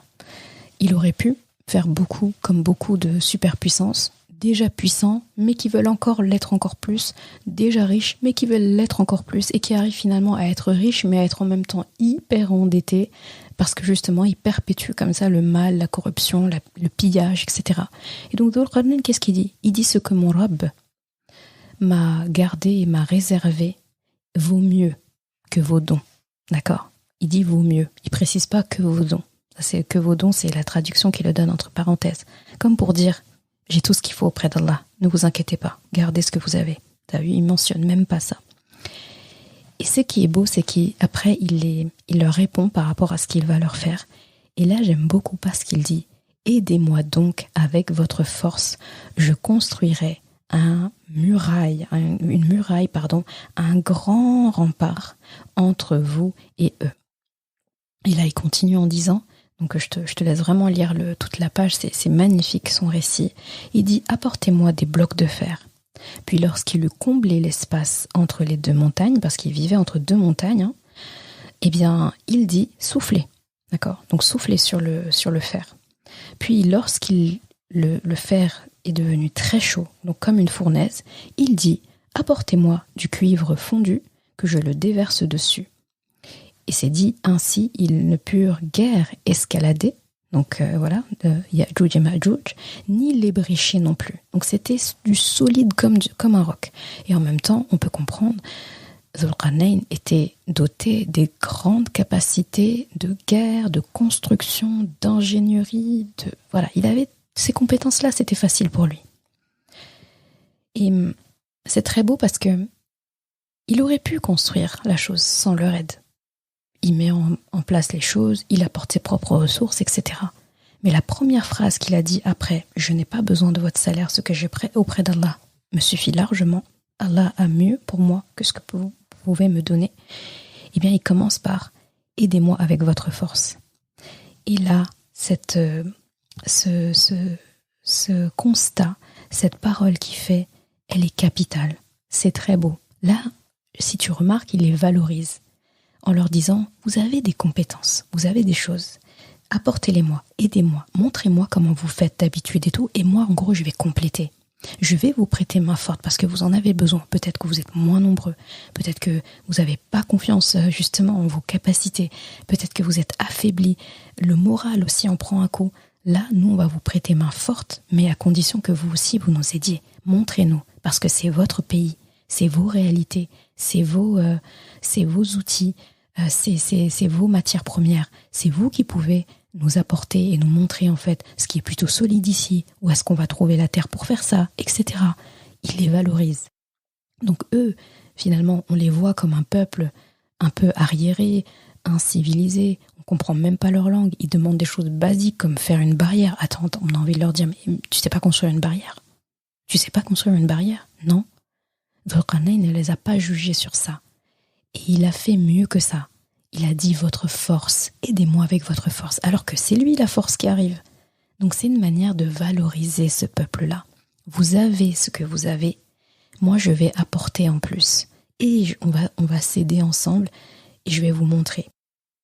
Et ça c'est beau. Il est humble, il ne les commande pas. Finalement, il est à leur service en leur demandant aussi de lui montrer. Quelque part, venez me montrer en m'aidant par votre force. Et ça, c'est très important pour nous, petits humains à côté. Eh bien, quand j'arrive dans un endroit, d'accord, parce qu'on pourrait se dire, moi je suis pas gouvernant d'un pays, je vais pas conquérir des choses, comment je peux appliquer ça? Eh bien, quand j'arrive dans un endroit, un lieu de travail, où je suis moi la personne compétente, c'est moi qu'on a appelé comme consultant. Quand j'arrive dans une école, quand j'arrive dans une entreprise, quand j'arrive dans une famille, parce que je suis le dernier arrivé ou la dernière arrivée, parce que je viens de me marier, donc par alliance, par exemple, je rentre dans une famille, donc j'arrive. Quand j'arrive dans un village, quand je viens m'installer dans une ville, par exemple, eh bien, c'est important de venir en tant que aidant, en tant que consultant, en tant que contributeur, en tant qu'investisseur. Je dois faire abstraction des réalités de là où je viens. Je dois faire abstraction de mes préjugés. Je dois accueillir les réalités de là où je vais, de là où j'arrive, là où j'atterris, là où je veux aider, là où je veux contribuer, je ferai en compte leur réalité. Si quelqu'un arrive dans une entreprise censé prêter main forte, censé être un consultant, un leader, un coach, je ne sais quoi, eh bien, s'il arrive Et il ne prend même pas en compte la température, ce que les gens savent déjà faire, ce qu'ils ont déjà mis en place, là où ils veulent accéder, quels sont leurs besoins. Et il arrive, il dit non, mais attendez, moi, dans mon entreprise, on fait comme ça. L'objectif à atteindre, c'est celui-là. La personne, l'entreprise ou les gens qui bossent dans l'entreprise, ils peuvent dire mais je ne t'ai rien demandé en fait. On te paye et on t'a fait venir comme consultant. Et pire, si on reprend le contexte comme Dhul Qarnayn, ces gens ne l'ont pas appelé. C'est lui qui les a trouvés. C'est lui qui est allé à leur rencontre et eux ont fait leur demande. Donc si on prend le même contexte, toi tu décides de toquer à la porte d'une entreprise, t'as regardé sur internet, t'as vu leurs chiffres, t'as vu je ne sais quoi, et tu dis je vous propose mon aide. Ok, c'est super. Et tu dis soit tu demandes un salaire pour, ou bien tu demandes pas de salaire, peu importe, mais crois-moi, même si tu demandes pas de salaire et tu veux faire gratuitement, personne ne va accepter de se faire diriger, de se faire lyncher, ou bien qu'on établisse leurs besoins à leur place, et surtout qu'on vienne avec tous nos préjugés et avec nos réalités à nous. Donc quelle entreprise va accepter que tu balayes leurs besoins et tu définisses leurs besoins à leur place, et en plus de ça, tu dis non, moi c'est comme ça que j'ai vu faire, c'est comme ça que ça marche, et tu ne sondes pas, tu fais pas d'audit, tu poses pas de questions, tu vas pas voir les travailleurs, tu vas pas regarder les conditions de travail, tu vas pas regarder différents postes, non. T'arrives avec ton truc, ton préjugé, tes généralités, et tu dis non, on va appliquer ça. Et tu vas pas regarder, finalement, si tout le monde est à sa place. Si on fait le Dhul Qarnayn style, eh bien, je rentre dans une entreprise, je regarde comment les gens travaillent. Je regarde qui est au bon poste aussi, parce que parfois les gens sont pas au bon poste. Il y en a, ils ont l'air d'être un peu des mauvaises graines ou bien des perturbateurs, alors que c'est juste qu'ils sont pas au bon poste. Et là, un bon consultant, un bon manager, eh bien lui, il saura qui est bon ou qui est de trop et qui manque. Qui est-ce qu'il manque? Et il va pouvoir repositionner. Mais avant ça, il est en observation. Et quand il faut recadrer quelqu'un, il va le préciser. Il va le dire au chef d'entreprise, écoute, celui-là, faut lui faire un rappel.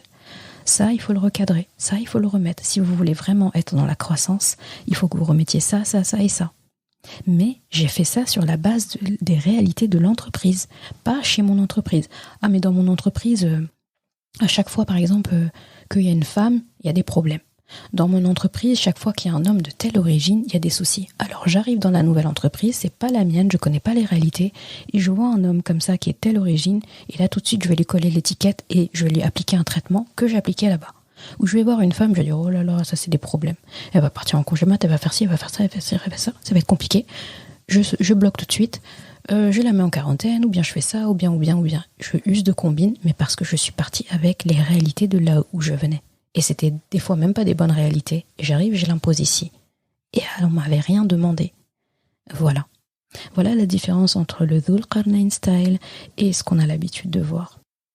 Donc comment le pouvoir dans un sens peut être merveilleux, comme ici. Tu imagines l'état dans lequel ce peuple a dû se sentir en fait. Déjà, il voit l'arrivée inespérée d'une aide de quelqu'un de puissant, de sage, de juste, qui a toutes les ressources qu'il faut, qui a les compétences qu'il faut, et à qui ils se sentent à l'aise de demander, qui fait l'effort de comprendre leur langue, qui fait l'effort d'évaluer leurs besoins, qui fait l'effort de vraiment de stationner avec eux et de se positionner avec eux. Et en plus de ça, il veut pas qu'on le paye. Il veut pas prendre nos ressources. Il n'est pas venu pour nous piller. Il n'est pas venu pour faire des ingérences dans notre politique. Et quand vient le moment de nous aider et de répondre finalement à la demande qu'on lui a fait pour laquelle il ne voulait pas de salaire, eh bien là, il nous valorise en nous disant de participer et d'apporter nos forces pour construire avec lui. Donc là, tout de suite, les gens ils vont se dire « Oui, c'est vrai que ça, je le sais le faire. Ah oui, ça, je sais. Je connais exactement quelle matière mélanger pour que ce soit solide, ce soit ceci, cela. » Et Dhul Qarnayn, il n'est pas là seulement parce qu'il a du monde dans son armée, parce que là, il apporte ses connaissances. Et là, on voit sa compétence qu'il offre, les ressources qu'Allah lui a données, il offre. Donc, on voit qu'il sait très bien quel matériau utiliser. Il parle de blocs de fer, c'est pas n'importe quoi. Donc, ça veut dire, quand il dit « apportez-moi des blocs de fer ». Donc, en gros, il les missionne. Recherchez ça, recherchez cette matière. Peut-être qu'il ne savait même pas c'était quoi du fer. Là, il va leur montrer. Tu sais, ça ressemble à ça. Et là, Il y en a un peut-être qui va dire « Ah, mais ça, je vois ça tout le temps, moi, quand je vais aller faire mes courses le matin, ou bien quand je vais aller faire paître mes brebis ou quoi, je vois ça tout le temps à côté de telle montagne et tout, on peut le prendre. » Et là, ils vont tous aller rassembler les blocs de fer. Une fois qu'ils ont apporté le fer, donc après tout, Dhul Qarnayn est là pour les aider. C'est pas lui qui va aller chercher le bloc de fer, c'est pas lui qui va tout mettre, etc.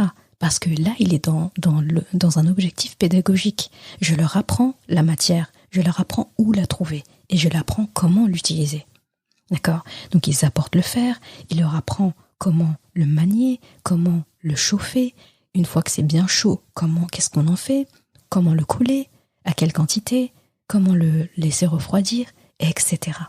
Donc là, on a vraiment affaire à un ingénieur, à un travailleur du bâtiment, à un architecte, toutes ces compétences en même temps. Et il est patient, c'est un vrai leader. Et un leader prend en compte les réalités de ceux dont il est leader, quoi. Il prend en compte leurs réalités, il s'adapte à eux. En même temps, il va leur dire ce qui est bon là-dedans, ce qui ne l'est pas. D'accord ? Il va pas venir injecter, tout effacer, tout raser, je fais ce que je veux, c'est comme ça. Non, je prends en compte, j'enlève ce qui n'est pas bon, parce que ça va pas vous aider. La preuve, si je suis là, c'est pour vous aider. Et si je repars sans vous dire que ça c'est pas bon, c'est compliqué. Et ce qui est bon, je vais le faire croître. Donc si on veut se comporter comme Dhul Qarnayn, dans l'entreprise, dans l'école, dans la ville où on arrive, dans la nouvelle famille où on arrive, eh bien, je dois être à l'écoute des gens. Je pose des questions, j'analyse la situation et là seulement, je réponds aux besoins de la personne à la base. Parce que si je fais le contraire, c'est comme si Dhul Qarnayn, on lui dit « Est-ce que tu peux construire une barrière ?» Il dit « Non mais attendez, c'est pas d'une barrière que vous avez besoin. Ah, attendez, je vais vous expliquer parce que vous, arriérés qui ne comprenez pas, dans mon pays, on a les dernières technologies, c'est plus des barrières qu'on a, c'est des bâtiments, c'est ceci, c'est cela. Ils pourraient dire on a ci, on a ça, on a, je sais pas moi, des escalators, etc. Et en fait, ils vont se dire mais en fait, c'est pas ça notre besoin. Nous, on vit ici au quotidien. On sait ce qu'on vit. On a juste besoin de ça. On n'a pas besoin de quelque chose de compliqué. Après, là où Dhul Qarnayn a apporté, c'est sur la solidité de la construction. C'est sur sa praticité, le côté pratique, le côté efficace. Là, il peut apporter son aide, sa vision, ses compétences. Mais il n'a pas dit « Non, mais c'est pas d'un mur que vous avez besoin. C'est d'une politique. » C'est très compliqué. Mais comment ça se fait déjà qu'eux, ils sèment la corruption sur Terre ? C'est ça qu'il faut régler. Pourquoi vous laissez faire ? De toute façon, vous êtes des bons à rien, etc. Non. Là, il y a de l'urgence. Eux connaissent leur urgence. Notre urgence, c'est une barrière. Et après, on verra. Et peut-être que ce peuple, c'est très compliqué. On ne peut pas négocier avec eux. Ils sèment la corruption sur Terre. Est-ce que c'est le moment de négocier ? Non. Dhul Qarnayn, avec sa puissance, il aurait pu arriver et dire « Mais c'est pas de ça que vous avez besoin. On va tous les éradiquer, ces gens-là. D'accord, ces petites bestioles, là, entre guillemets, ou je ne sais quoi. Et après, vous serez tranquille. Il n'y a pas besoin de faire de mur. C'est eux, au lieu de faire le mur, faut éliminer le peuple qui fait n'importe quoi. Mais c'était pas le plan d'Allah. Le plan d'Allah, c'était pas que ce peuple-là, des Ya'juj et Ma'juj, disparaissent. La preuve, ils sortiront un jour. Et Dhul Qarnayn le dit à la fin. Il dit « Hada rahmatum min Rabbi ». Donc ça, c'est une rahma de la part d'Allah. Et il dit quand viendra un temps, ce mur-là, il va exploser, il va devenir rien du tout, il va diminuer. Il y a plein aussi de recherches, de paroles, de savants. Il y a même des tafassirs qui parlent de où se situe ce mur, qui est toujours érigé aujourd'hui, et d'où finalement vont sortir Ya'juj et Ma'juj parmi les instants de la fin des temps. Moi, je ne vais pas m'attarder dessus parce que je n'ai pas de choses solides et parce que je ne me suis pas forcément intéressée à ça. Mais c'est pour dire en tout cas la solidité de la construction de Dhul Qarnayn avec l'aide et avec la force de ce peuple-là, démuni, mais machallah qui a pu contribuer avec l'aide de Dhul Qarnayn au point où aujourd'hui, probablement des siècles et des siècles après, ce mur est toujours érigé et n'a pas bougé. Et Allahu A'lam, s'il n'y a pas de brèche, s'il n'est pas en train de diminuer, qu'Allah nous préserve, c'est tout ce que j'ai envie de dire. Et aujourd'hui, c'est le contraire auquel on assiste dans le monde. Eh bien, c'est ce qui se passe, c'est ce qui s'est passé plusieurs fois dans l'histoire de l'humanité, des pays, des groupes qui se sont octroyés le droit d'aller coloniser, d'aller imposer leur mode de vie à d'autres civilisations, avec le prétexte de vouloir leur bien, en leur imposant leur religion, comme le christianisme, le bouddhisme, etc. Et finalement, en les faisant passer pour des sociétés primitives et arriérées qu'il faudrait rendre civilisées, dans la langue, dans l'habillement, dans la nourriture, dans le mode de vie. Et ils s'érigent en fait tels des sauveurs, alors qu'on sait tous que la plupart du temps, c'est soit la terre, les ressources naturelles de la terre qui les intéressent, ou tout simplement d'assujettir ce peuple pour en faire des esclaves et des serviteurs pour eux, quoi. Et masha'Allah, on apprend avec Dhul Qarnayn que lui, non, il n'a pas cette mentalité. Il n'a pas besoin d'assujettir ce peuple, il n'a pas besoin de prendre leurs ressources. Il est tout à fait suffisant avec ce qu'Allah lui a donné. Et les ressources, les asbab qu'il a, donc sababa, eh bien, il les emploie à chaque fois. À chaque fois, il va user des compétences qu'Allah lui a données pour produire d'autres compétences. Donc là, c'est exactement ce qu'il a fait avec ce peuple. Allah lui a donné des compétences, il a usé de ses compétences, il a produit des compétences de chez eux. Et eux, encore, vont utiliser ces compétences pour faire encore plein d'autres choses qu'on ne pouvait même pas espérer. Et après, il va continuer vers d'autres peuples. Et ce qu'il a appris de là, à chaque fois, il va apprendre en plus. Là, cette langue-là, il a peut-être eu du mal à l'apprendre, ou bien en tout cas, ça lui a pris un temps différent des autres langues. Il développe toujours des nouvelles compétences, une nouvelle approche, une nouvelle écoute. Il s'adapte à ce pays, il a fait comme ci, comme ça. Donc s'il trouve un autre pays qui se comporte pareil, il va gagner du temps, il va se rendre compte que, eux, faut les écouter sur ça, il faut être bienveillant avec eux vis-à-vis de ça, les mauvaises graines, faut les enlever à tel moment, etc. Et donc, Dhul Qarnayn, sa méthode, c'était de se dire, je vais construire avec l'aide d'Allah, d'accord, mais je vais faire mieux en fait que leur apporter mon aide. Je vais faire de sorte que c'est eux qui contribuent.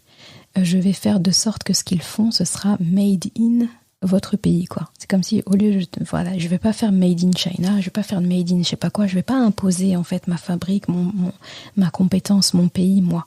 Je vais pas imposer aux gens en fait qu'ils mettent mon nom comme beaucoup font. Bah voilà. J'avais oublié ça, mais typiquement aujourd'hui, si quelqu'un était à la place de Dhul Qarnayn, déjà c'est à l'époque d'aujourd'hui, et on construit un mur, déjà charitablement, ça n'existe pas trop. Construire et partir comme ça sans rien demander, c'est rarissime. Et au pire, ce qu'on va avoir, ou plutôt au mieux, ce qu'on va avoir, c'est quelqu'un qui va demander à ce que le mur, on l'appelle par son nom. Par exemple, je sais pas, moi je m'appelle, un conquérant, j'ai même pas envie de donner de nom. Eh bien, le mur va porter mon nom.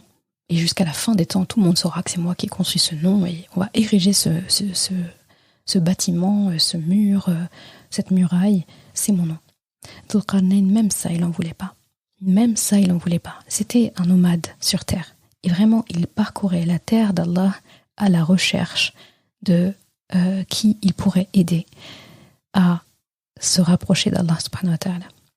Et pour ce peuple-là, il l'a fait. Parce que cette nuisance de ce peuple qui les terrorisait les éloignait quelque part aussi d'Allah. Et pour un peuple qui ne comprenait pas bien la langue, qui avait l'air un peu primitif, on peut laisser penser aussi qu'il ne connaissait pas Allah. Et la première phrase que Dhul Qarnayn dit, quand il leur répond, il dit « Ce que j'ai auprès d'Allah est meilleur. » En gros, que ce que vous pouvez nous donner. Donc là, hop, il y a une première da'wa, un premier appel à l'islam qui est fait à travers ça. Et là, tout de suite, ils vont forcément prêter attention, ils vont forcément quelque part avoir une bonne opinion et aimer Allah d'une manière indirecte, parce que c'est Allah ce Allah auquel cet homme croit, il est puissant, il ne nous demande pas de salaire, il nous valorise, il nous demande de l'aider, il nous apprend, et il ne demande rien en retour, il part comme ça, et il fait l'effort d'apprendre notre langue, d'apprendre nos réalités, de s'adapter à nous. Ah oui. Et là, en fait, Dhul Qarnayn gagne les cœurs. Il va gagner les cœurs de ces gens. Ces gens deviennent quelque part une sorte, comme ces sujets, par le cœur. Si demain il a un problème, où il a besoin d'une armée, il a besoin de main forte en fait pour faire une expédition ou pour mener une guerre, ces gens-là vont répondre présent avant même qu'ils les appellent. Ils vont envoyer un courrier, ils vont dire on est là, appelle-nous, ou ne nous appelle pas, on est là. Parce qu'il aura l'idée, il aura été leader par le cœur. Et là aussi, Dhul Qarnayn nous apprend quelque chose de très important. L'aide qu'on apporte n'a pas de religion, n'a pas d'origine, n'a pas de culture. Je ne vais pas assister ou ne pas assister à quelqu'un parce qu'il n'est pas de ma religion, parce qu'il n'est pas de ma culture. Donc ici, c'est un appel à l'humanité. Dhul Qarnayn, s'il y a bien un mot finalement qu'on retient, c'est l'humanité, parce qu'il parcourt la terre et sur la terre, il y a des gens. D'accord ? Là, il n'y a pas d'insistance sur le fait qu'il va juger un peuple à son origine, à ses habitudes ou à sa religion. Par contre, quand il arrive et répand l'ordre, celui qui fait n'importe quoi, on le sanctionne. Et celui qui fait des efforts, on l'aide. Et c'est très beau, en fait, le fait qu'il valorise les peuples qu'il traverse. En gros, je ne vais pas tout faire à votre place. Je vais faire de sorte vraiment, comme je disais, que ce soit made in votre pays, d'accord ? On va utiliser vos ressources locales. Moi, je vais vous apporter mes compétences, mes connaissances, mais toujours dans l'objectif d'atteindre votre besoin à vous, pas les miens, pas ceux que je crois qui sont bien pour vous, d'accord ? Et je vais tout faire pour vous aider, pour vous fournir ce qu'il faut, d'accord ? Et à la fin, je vais faire de sorte de vous faire sentir que le pouvoir, il est à vous, que les compétences et que finalement la débrouillardise, l'autonomie, en fait, vous l'avez, d'accord ? Je ne veux pas vous faire sentir que j'ai un pouvoir sur vous ou que j'ai un droit de regard, de gouvernance ou quoi que ce soit chez vous. Je ne veux pas vous laisser une armée derrière moi qui va vous surveiller, qui va vous assujettir. Je ne vais pas laisser des machines qui vont exploiter vos terres parce que j'ai trouvé des ressources naturelles là-bas sous prétexte que je vous ai aidé du pire. Non, je ne vais pas faire ça. Je veux que vous soyez fiers de ce que vous avez pu réaliser à partir de ce que je vous ai appris, que vous le transmettiez à d'autres, peut-être même aux pays voisinants, et que vous excelliez dans ces choses-là. Dhul Qarnayn nous enseigne que transmettre le meilleur de ce qu'on a appris, c'est le minimum. Lui, il ne s'est pas contenté de faire la barrière dont ils ont parlé. Il a donné des compétences. Et ça aussi, il y a une grande leçon. Enseigner, transmettre le meilleur de ce qu'on connaît, sans rétention d'informations. Ça rend la personne meilleure. Si mon objectif c'est de rendre les gens meilleurs, les gens compétents, eh bien c'est parce que j'ai compris que ça ne va pas diminuer à mes compétences, ça ne va pas diminuer à mes capacités. Et aujourd'hui c'est un fléau, je trouve, c'est que les gens ont peur de donner. Ils ont peur. Finalement c'est comme si, je sais pas, si je lui enseigne ça, elle va me dépasser. C'est aberrant, hein. Je pense que c'est aussi aberrant, écoute bien, que si moi je disais, ou un enseignant de Coran lambda disait, ah ben non mais je ne vais pas lui enseigner ces sourates-là, parce que sinon elle va les comprendre mieux que moi, peut-être un jour, et moi j'aurais plus rien à lui apprendre. Ah ben non, c'est pas logique. Si on regarde bien la science, les compétences, en tout cas voilà, la science, eh bien c'est la seule chose qui, quand tu la donnes, quand tu l'enseignes, elle ne diminue pas chez toi. Tu vas pas devenir moins savant parce que tu as donné de ta science. Ça se démultiplie. Tu peux la distribuer autant que tu veux. Non seulement elle ne va pas diminuer, mais elle va augmenter. Parce que pendant que tu enseignes aux gens, tu apprends. Tu vas apprendre en fait. Et même si tu ne vas pas apprendre plus de choses, ton savoir va être encore plus ancré, donc tu auras gagné. Alors que celui qui vient de recevoir une science, eh bien, il est au début. Il doit encore la parfaire, il doit la cultiver, il doit l'appliquer, il doit l'enseigner, il doit la comprendre en fait. Et donc finalement, la seule chose qui va nous diminuer par rapport à une science, eh bien c'est quand on décide d'arrêter d'apprendre, quand on décide d'arrêter de se perfectionner, et surtout quand on décide d'arrêter de transmettre. Là, oui, la chose se perd, parce que demain on part, c'est perdu. Alors que lorsque je l'ai transmise, non seulement ça m'a rendu plus riche, mais ça a rendu les autres riches. Donc on est riches tous ensemble. Pourquoi s'en priver ? Et vraiment, Dhul Qarnayn, ce qu'il faut vraiment retenir de lui, entre plein de choses, c'est qu'il a gagné toutes ces nations par le cœur. Il n'a pas eu besoin de laisser des forces militaires derrière lui. Il n'a pas eu besoin de réclamer des taxes.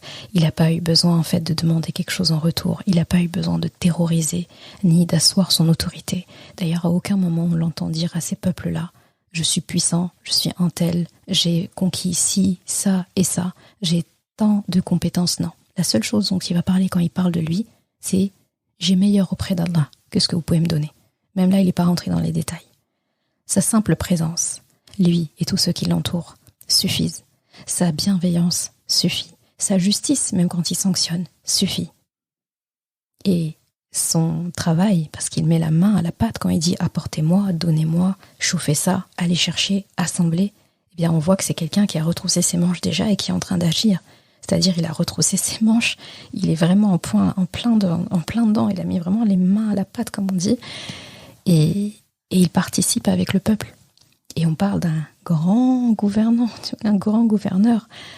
C'est comme s'il y avait un empereur, un roi, qui était au service d'un peuple primitif qu'il ne connaît pas, à l'autre bout de la terre, dans un endroit de la terre auquel les gens n'ont pas vraiment accès, vu comment ils ont été laissés et abandonnés à eux-mêmes, au point d'être terrorisés par un peuple. Eh bien tout ça en dit long. Donc si on pourrait conclure cette 4e histoire de Surat Al-Kahf, qui finalement on a vraiment écumé, on a brossé cette histoire de Dhul Qarnayn, pour l'étudier en profondeur et la mettre aussi en corrélation avec les autres récits, il faudrait voilà, c'est pas des séminaires qu'il faudrait, c'est une vie. Vraiment, c'est très beau. Et je demande à Allah subhanahu wa ta'ala de nous prêter longue vie pour pouvoir revenir dessus. Parce que du coup, les histoires, à chaque fois, je vais toujours revenir dessus, sur chacune d'entre elles, avec en changeant l'angle, en changeant la caméra, à chaque fois, en prenant un angle différent, et après on rassemblera un peu le puzzle et tu verras à quel point c'est magnifique. Et donc Dhul Qarnayn, cette 4e histoire, eh bien on retient de lui qu'il a reçu le don du pouvoir, et le don du pouvoir sur les gens, sur le peuple, sur le monde, quelque part. C'était le plus puissant de son époque. Et on comprend aussi, parce que ça on le sait avant de lire son histoire, que le pouvoir, c'est une épreuve, c'est une grande fitna. Et aujourd'hui, la plupart des problèmes, la plupart des maux MAUX de ce monde, c'est à cause des problèmes de pouvoir. Les guerres, c'est le pouvoir. Les richesses, c'est le pouvoir. Tout est un problème de pouvoir aujourd'hui. Et c'est pas pour rien que ce soit la dernière histoire de Surat Al-Kahf, comme pour parler de ce qui est le plus... la dernière chose à retenir, et la chose finalement qui va tapisser quasi tous les problèmes dans ce monde-là. Eh bien, on voit que ce pouvoir qui est une épreuve et qui est constamment employé pour opprimer les autres plutôt que de les élever, et qui est utilisé comme corruption sur les plus faibles, sur les innocents, eh bien, avec Dhul Qarnayn, on apprend que lorsque lui reçoit ce pouvoir, cette grande ressource de la part d'Allah subhanahu wa ta'ala, eh bien, il l'utilise pour combattre les malfaiteurs. Il va l'utiliser pour épargner, pour élever les personnes pieuses, vertueuses et bien guidées. Et il va toujours utiliser ça dans un but de croissance. Et on voit que ce qui l'a aidé à surmonter l'épreuve du pouvoir, c'est de s'en remettre toujours et entièrement à la justice d'Allah subhanahu wa ta'ala.